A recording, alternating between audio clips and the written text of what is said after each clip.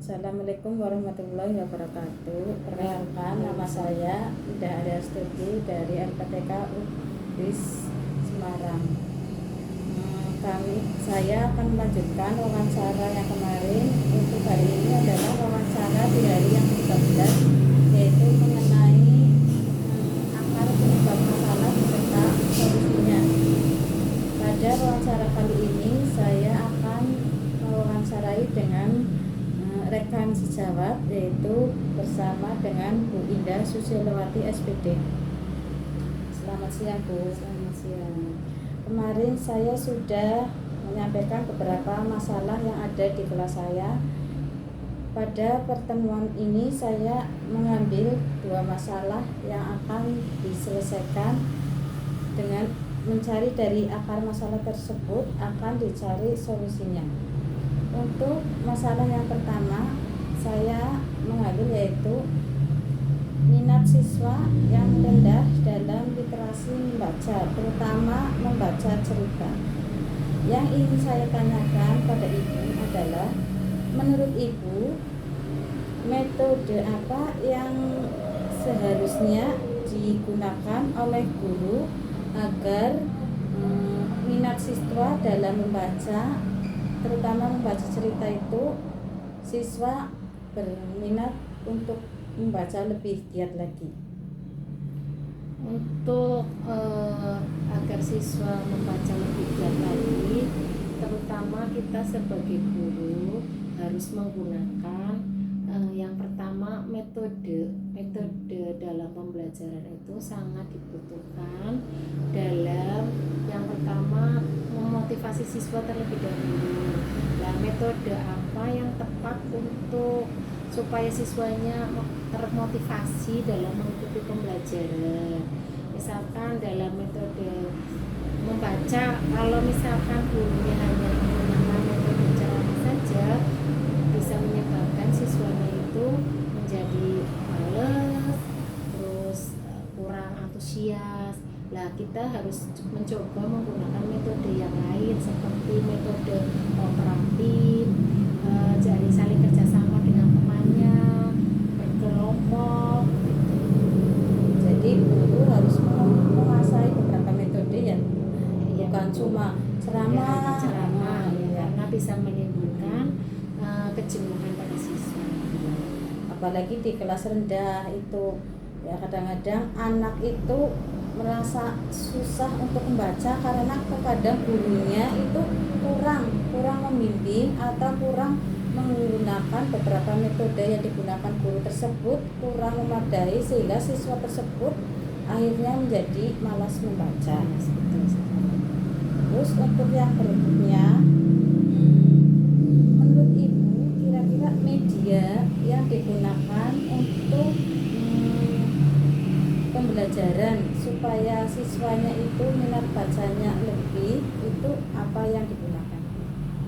Untuk media membaca, untuk kelas rendah itu biasanya lebih tertarik dengan media gambar. Jadi ketika hanya ditampilkan teks, mereka itu bosan. Jadi kalau misalkan ada suatu paragraf itu disertai dengan gambar. Jadi mereka yang pertama dilihat mesti gambarnya dulu. Itu bisa menarik perhatian siswa. Karena anak kecil ya Bu, biasanya kalau ada gambar-gambar terus tertarik, walaupun tidak ada bacaannya, akhirnya mereka tertarik untuk membaca buku-buku karena ada gambarnya. Apalagi siswa-siswa di kelas rendah itu di dalam hal yang menggambar itu tertarik sekali, sehingga dengan adanya gambar siswa tersebut berusaha untuk mengetahui apa sih itu isinya buku itu tentang apa sih, ada gambarnya bagus, jadi menambah motivasi lah dalam membaca. Apalagi kalau ditampilkan dengan gambar-gambar hewan atau gambar-gambar cerita, di situ kan biasanya muncul ada orangnya sedang dikejar-kejar sama hewan atau harimau, nanti kan anaknya merasa tergerak hatinya untuk sebetulnya apa sih isi ceritanya. Jadi memang gambar itu juga sangat diperlukan agar minat baca anak itu bisa. Jadi dia dibandingkan hanya sebuah teks. teks. Makanya buku-buku sekarang itu banyak gambarnya supaya anak-anak itu lebih tertarik untuk membaca daripada teks terus. Yang nomor berikutnya adalah apakah sarana perpustakaan yang ada di sekolah kita itu dapat membantu meningkatkan sarana membaca bagi anak-anak kita? Sebenarnya perpustakaan juga sangat mendukung ya, tapi kalau digunakan dan dimanfaatkan dengan baik. Jadi di samping ada perpustakaan, siswanya juga diarahkan supaya dia itu termotivasi untuk sering datang ke perpustakaan, tidak hanya datang, membuka dan membaca. Itu adalah peran dari guru sangat penting di situ, supaya siswanya itu tertariklah datang ke perpustakaan, terus melihat-lihat buku, dibaca. Lah itu berarti peran guru sangat dipentingkan di situ. Menurut Ibu bagaimana solusi kita di SD kita supaya perpustakaan tersebut itu bisa dimanfaatkan dengan baik? Ya, mungkin solusi dari saya yang pertama, kita buat jadwal. Kalau mungkin setiap hari terlalu berat, kita jadwalkan seminggu 3 kali lah. Misalkan Senin, Selasa atau Rebonya, terus atau Sabtunya kita jadwalkan, misalkan setelah pulang sekolah atau istirahat pertama, kita ambil waktu cukup maksimal itu 15 menit untuk membaca gitu, seperti itu. Jadi guru bisa membuat jadwal untuk siswa ini berapa untuk hari ini membaca di perpustakaan, siswa ini hari ini membaca di perpustakaan. Selain itu didampingi juga sama ibu guru. Selain tadi ada metode pembelajarannya guru harus menguasai, terus ada perpustakaan, kira-kira apa lagi Bu yang bisa menyebabkan minat anak itu meningkat, minat baca anak meningkat dalam membaca? Yang bisa menyebabkan anak termotivasi membaca ya, selain perpustakaan. Kalau perpustakaan kan terlalu jauh ya, dalam artian harus pergi ke sana lah, kita gunakan pojok kelas, pojok baca yang ada di kelas, dikreasikan sedemikian rupa supaya anak itu kalau di pojok kelas kan bisa setiap hari ya, jadi anak-anak, terbiasa ya. Sebelum kalian istirahat silakan 5 menit saja. Kalau yang sudah baca 5 menit boleh istirahat. Kan itu bisa anak-anak asik cepet istirahat. Lah saya harus baca karena pengen cepet istirahat kayak gitu. Kan bisa memanfaatkan pojok baca di kelas.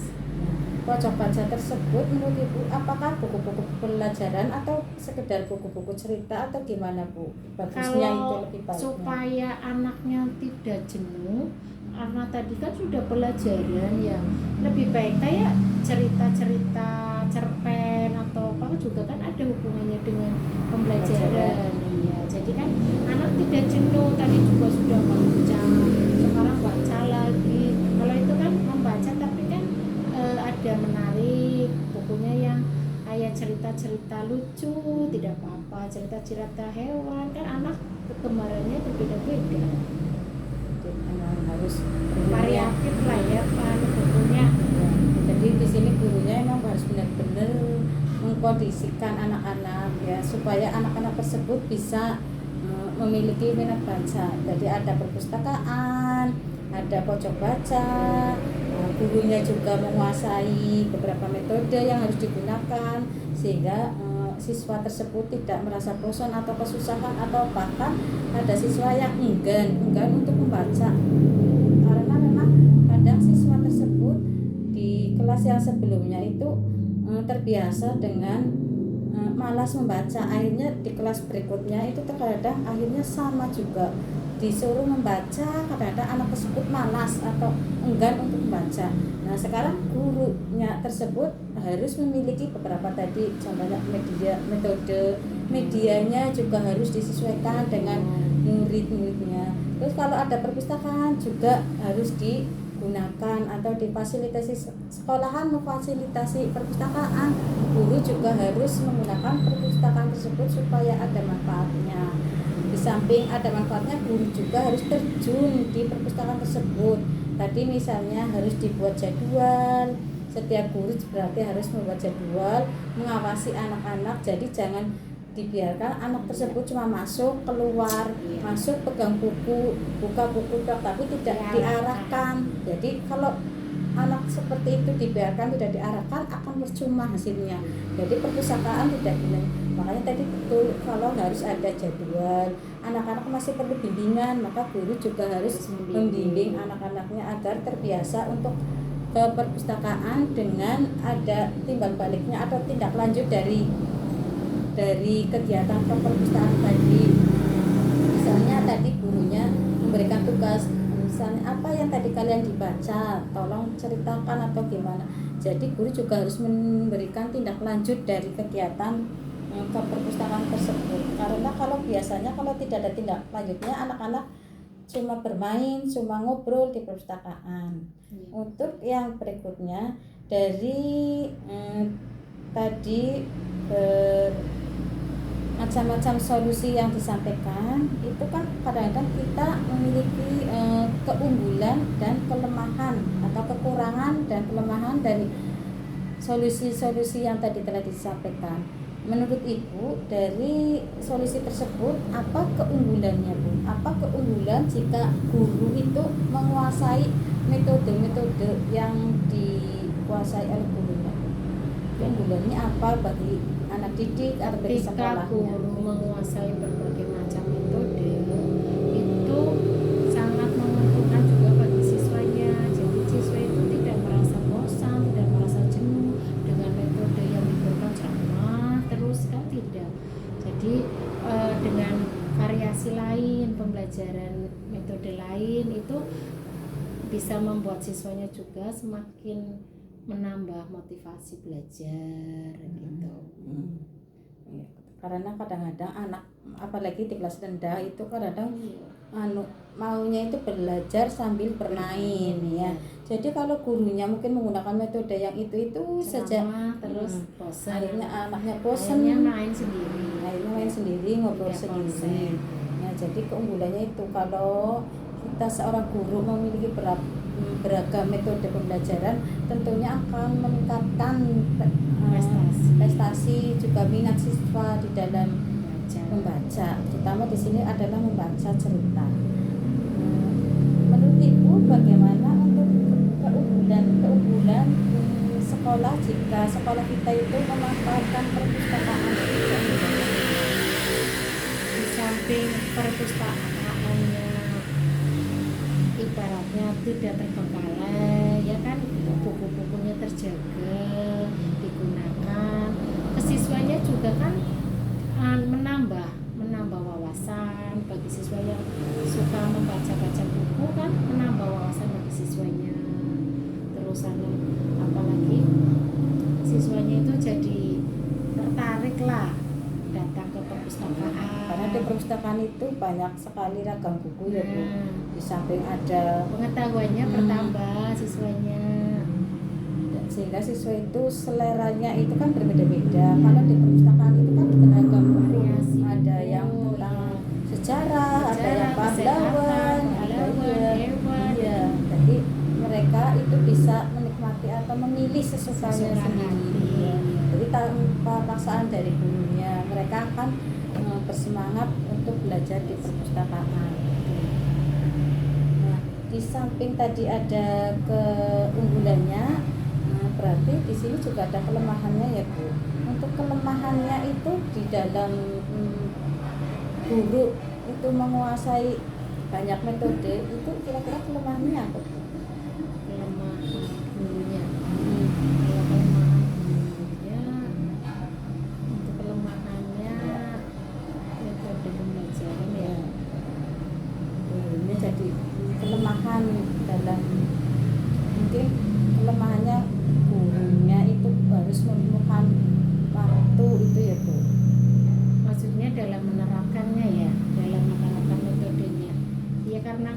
guru kadang maksudnya mau menggunakan metode ini perlu waktu yang cukup, iya, perlu waktu yang lama. Kadang lebih praktisnya, kadang memang gampangannya lah ya, ceramah saja gitu kan, karena mudah, praktis, materi tersampaikan walaupun anak mungkin jenuh ya. Kalau misalkan mau menggunakan berbagai macam metode itu memang butuh waktu, biasanya butuh waktu persiapan yang matang. Kadang guru kadang pulang siang, memikirkan administrasi termasuk yang lain, kadang ada ekstra, jadi terbagilah.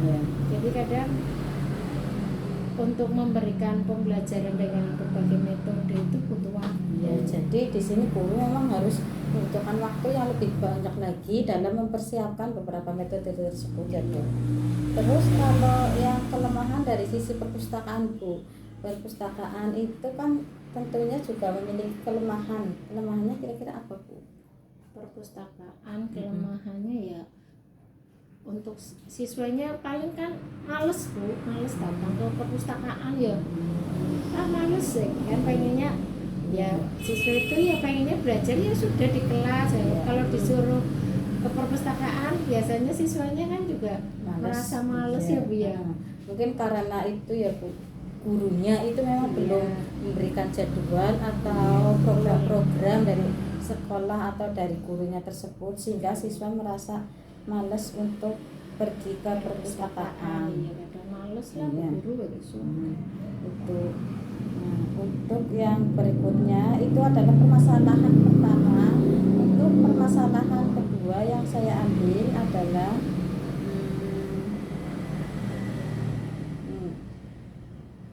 guru selalu menggunakan metode ceramah saat pembelajaran. Itu adalah masalah yang saya ambil kemarin. Nah, akar penyebab masalah tersebut adalah karena adanya guru belum menguasai model-model pembelajaran yang inovatif.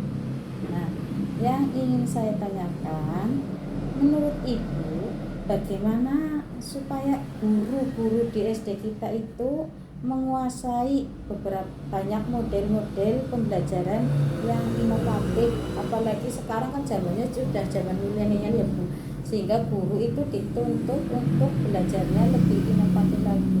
Menurut Ibu bagaimana cara untuk meningkatkan atau agar guru menguasai model-model pembelajaran yang inovatif? Itu memang bagian dari guru ya, tapi kadang di sini sebagai guru memang harus menguasai. Lah, cara untuk menguasainya ada banyak cara ya Bu. Bisa melalui seminar, bisa melalui pelatihan-pelatihan.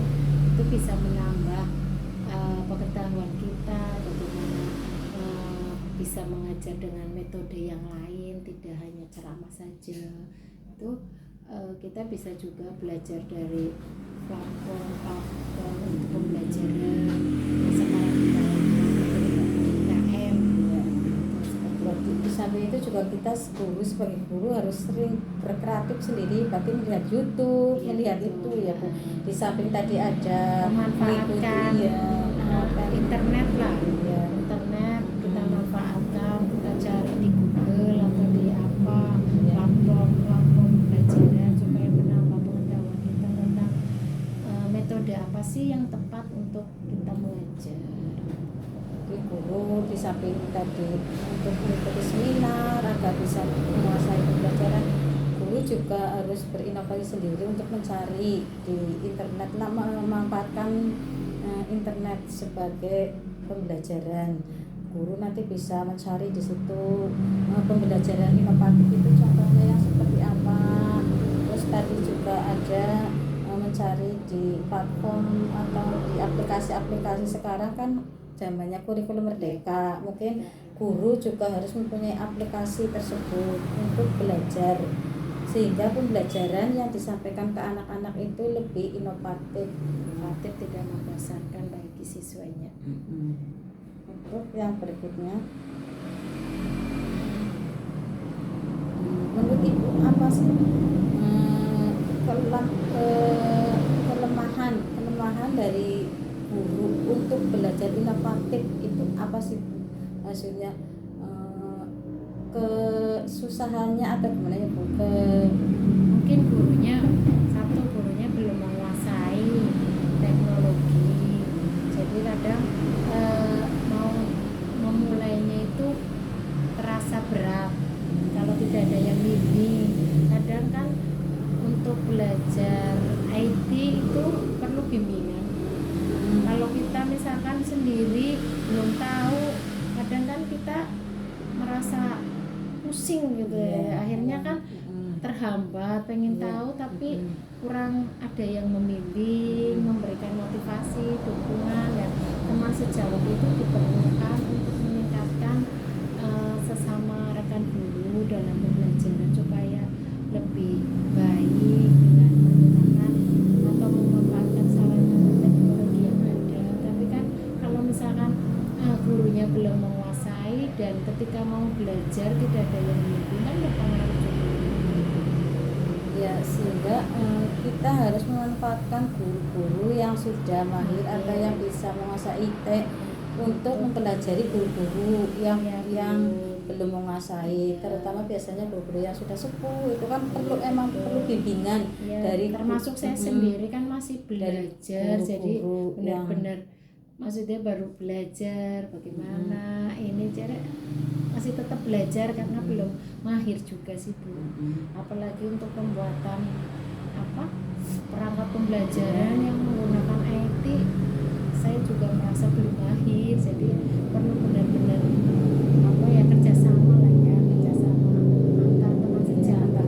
Jadi semua teman guru itu belajar bersama, jadi jangan cuma mengandalkan guru-guru yang itu, karena sekolah yang maju juga harus ada kerjasama dari guru-guru yang lain. Jadi kita tidak boleh memanfaatkan satu atau dua guru, jadi semua guru harus dilibatkan dalam permasalahan di sekolah, ya, dalam permasalahan yang ada di sekolah.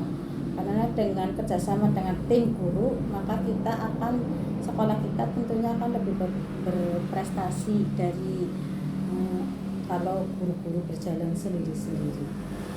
Terus untuk yang terakhir, dengan kalau guru menguasai model-model pembelajaran inovatif, itu tentunya akan menguntungkan bagi siswa juga bagi sekolahnya.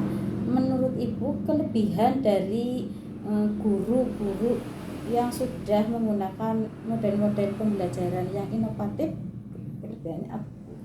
Kelebihan guru-guru yang terutama mungkin hasil prestasi belajar siswanya bisa meningkat ya Bu, karena dari yang pertama awal misalkan guru hanya menggunakan metode ceramah, itu kan kurang memotivasi siswa.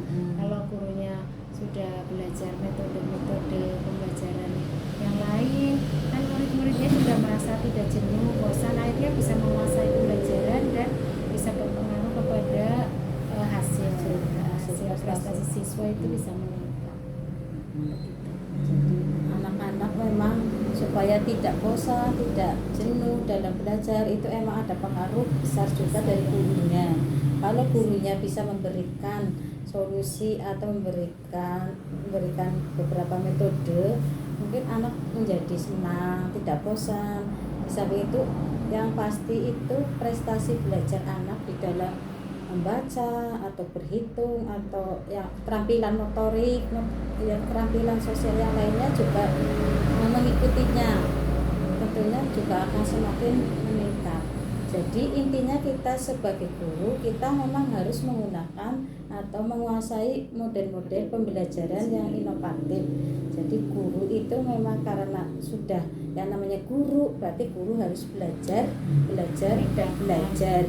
Ya, dengan gurunya belajar, makanya dengan gurunya mau belajar juga nanti siswanya ikut juga, akhirnya pembelajaran terhadap nilai prestasi siswa juga nanti akan ikut meningkat kalau gurunya di situ belajar. Untuk permasalahan dua permasalahan tadi sudah disampaikan oleh Dinda, ya Dinda, terima kasih atas solusi yang telah diberikan mudah-mudahan solusi-solusi yang telah diberikan oleh Ibu Indah itu nantinya akan saya terapkan di pembelajaran untuk yang akan datang. Mudah-mudahan solusi yang telah diberikan itu bisa meningkatkan prestasi belajar siswa. Karena kita sebagai guru, apalagi kita sama-sama siswa dalam PPG Bu. Jadi kita ini sama-sama belajar, sama-sama mulainya dari nol, ya, saling mengisi, saling melengkapi, ya. Kalau saya belum tahu yang ini, ya saya tanya ke sini. Kalau dia juga belum tahu, ya saling bertanya, saling berbagi, saling melengkapi. Karena yang namanya manusia ya Bu, itu tidak ada yang sempurna. Jadi ya kita belajar bersama. Mudah-mudahan nanti yang penting di kedepannya kita itu tujuan kita sama, yaitu agar prestasi siswa itu meningkat. Tujuan kita itu sama, yaitu mendidik siswa menjadi lebih baik. Menjadi lebih baik di samping akhlaknya, ya, juga karakternya. Apalagi sekarang itu menggunakannya kurikulum merdeka itu sesuai dengan Pancasila, itu karakter Pancasilanya itu harus ditetapkan. Makanya yuk kita bareng-bareng ya Bu untuk memajukan SD kita. Semoga untuk kedepannya, karena kita sudah mengikuti PPG, mudah-mudahan untuk kedepannya diberi kelancaran dan lulus, ya, sehingga kita bisa untuk kedepannya bisa benar-benar memajukan apa yang kita peroleh, ilmu yang kita bisa diterapkan di lingkungan sekolah kita ya. Sehingga jadi apa yang kita pelajari selama PPG ini mudah-mudahan untuk kedepannya kita berdua bisa menerapkan sehingga bisa meningkatkan prestasi siswa, terutama yang ada di SD saya, yaitu di SD Negeri Karilangkap 2 Kecamatan Bumayu, Kabupaten Brebes. Demikian teman-teman solusi dari teman saya untuk teman-teman semuanya. Salam sehat, salam semangat, jaga kesehatan terus supaya kita nanti berhasil bersama-sama. Kita punya moto, kita masuk bareng, nanti juga keluar bareng, lulus bersama. Lulus bersama. Mudah-mudahan yang tahun PPG sekarang, yaitu tahun PPG angkatan 1 tahun 2022, semuanya saja diberi kelancaran, kesehatan, dan kemudahan, sehingga untuk kedepannya bisa menjalankan kegiatan pembelajaran di masing-masing sekolah yang tentunya untuk meningkatkan generasi muda yang ada di Indonesia, generasi anak-anak muda yang ada di Indonesia. Demikian yang saya sampaikan. Apabila dari awal atau akhir masih banyak kata yang kekurangan, saya mohon maaf. Wabillahi taufiq wal hidayah. Wassalamualaikum warahmatullahi wabarakatuh. Selamat siang, salam sehat untuk semuanya. Terima kasih. Terima kasih.